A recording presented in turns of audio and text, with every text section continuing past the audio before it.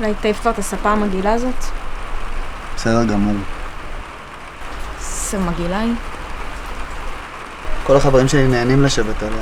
אין לך חברים בכלל, יש לך את הפרחות שלך. מה אתה קורא? האישה האחרת. ספר זבל זה. למה את אומרת את זה? בכלל לא קראת אותו. מאיפה אתה יודע שלא קראתי? מה, אתה חושב שאני מטומטמת כאילו? פשוט הוא יצא רק השבוע. איזה שקרן אתה, זה ספר ישן. בוא'נה, אתה לא באמת קורא, אתה פשוט מעמיד פנים בשביל לא לדבר איתי. מה פתאום? מה אתה עושה? תשתגעת? תביא לי את הספר! תביא לי את הספר! די! אל תסתכל עליי! סליחה, ממי.